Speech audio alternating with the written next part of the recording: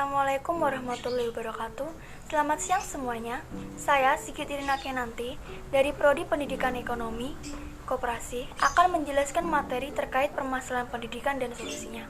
Untuk itu, mari kita simak materi ini bersama. Pendidikan adalah hal terpenting bagi setiap negara untuk dapat berkembang pesat.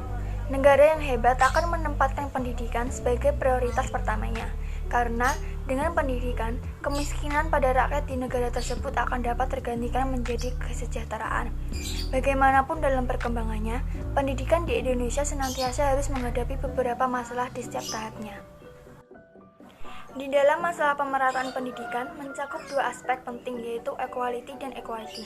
Equality atau persamaan mengandung arti persamaan kesempatan untuk memperoleh pendidikan, sedangkan equality bermakna keadilan dalam memperoleh kesempatan pendidikan yang sama di antara berbagai kelompok dalam masyarakat. Masalah efisiensi pendidikan mempersoalkan bagaimana suatu sistem pendidikan menggunakan sumber daya yang ada untuk mencapai tujuan pendidikan. Sedangkan masalah relevansi pendidikan timbul karena tidak sesuainya sistem pendidikan dengan keperluan pembangunan nasional. Di dalam permasalahan pendidikan, terdapat beberapa solusi. Yang pertama yaitu solusi masalah pemerataan pendidikan, yang kedua solusi masalah mutu pendidikan, yang ketiga solusi masalah efisiensi pendidikan, yang keempat adalah solusi masalah relevansi pendidikan. Solusi masalah pemerataan pendidikan diantaranya yaitu 1. Cara konvensional, yang kedua cara inovatif. Yang pertama yaitu cara konvensional antara lain 1. Membangun gedung sekolah seperti SD Impres dan atau ruangan belajar. Yang kedua, menggunakan gedung sekolah untuk double shift atau sistem bergantian pagi dan sore. Yang kedua yaitu cara inovatif antara lain yaitu 1. Sistem pamong atau pendidikan oleh masyarakat, orang tua, dan guru.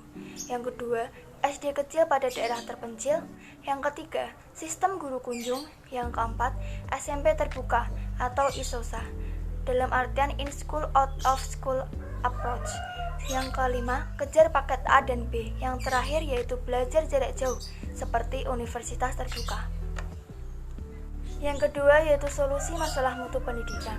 Di dalam upaya pemecahan masalah mutu pendidikan, dalam garis besarnya meliputi hal-hal yang bersifat sebagai fisik dan lunak, personalia, dan manajemen, yaitu sebagai berikut. Yang pertama, seleksi yang lebih rasional terhadap masukan mentah, khususnya untuk SLTA dan PT. Yang kedua, pengembangan kemampuan tenaga kependidikan melalui studi lanjut. Yang ketiga, penyempurnaan kurikulum.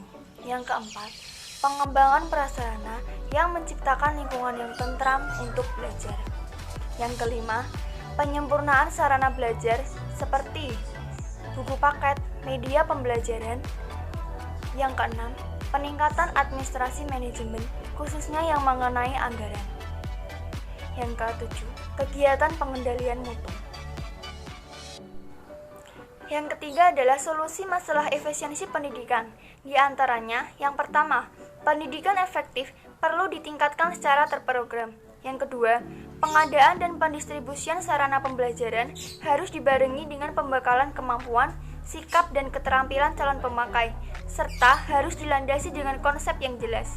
Yang ketiga, melakukan penyusunan yang mantap terhadap potensi siswa melalui keragaman jenis program studi. Yang keempat, memberi perhatian terhadap tenaga pendidikan, prajabatan, dan jabatan.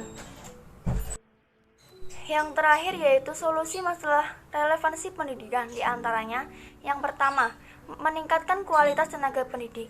Jadi diperlukan proses seleksi yang ketat dan tepat agar memperoleh pendidik yang benar-benar berkualitas tinggi. Pendidik yang berkualitas tinggi membantu tercetaknya peserta didik yang berkualitas pula. Yang kedua, sarana dan prasarana pendidikan yang cukup. Maksudnya di sini adalah semua lembaga pendidikan harus dicukupi sarana dan prasarananya agar proses pendidikan berjalan dengan lancar dan baik. Yang ketiga, yaitu sistem pendidikan yang tepat.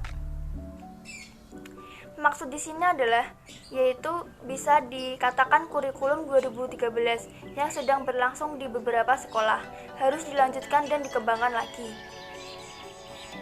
Jadi seluruh sekolah di Indonesia harus menggunakan kurikulum 2013 karena di kurikulum 2013 antara kognitif dan afektif diseimbangkan.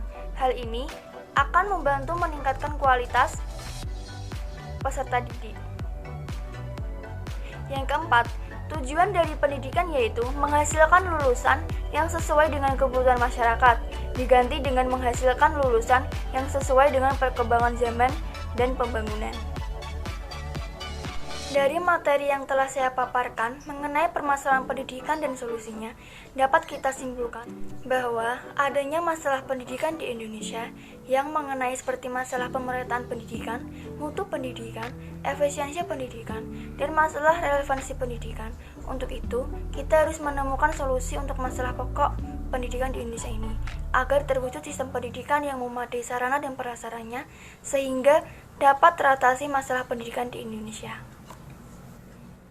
Sekian pemaparan materi yang dapat saya sampaikan. Semoga dapat bermanfaat bagi kita semua. Bila ada salah kata, saya mohon maaf. Sekian dan terima kasih. Wassalamualaikum warahmatullahi wabarakatuh.